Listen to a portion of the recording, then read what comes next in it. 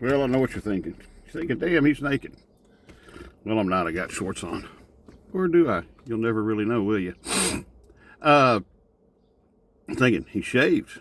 Damned if he doesn't look 10, maybe 15 minutes younger like that.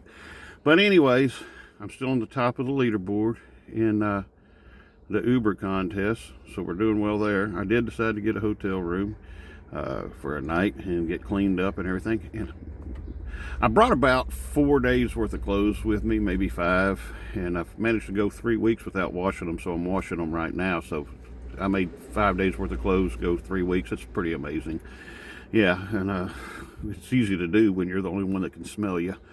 But so that's where I'm at. I'm at the top of the leaderboard on the Uber thing. I got a hotel, decided to shave, washing clothes, and then I got to go back to work so that I can win this contest and make $1 to pay for the hotel room.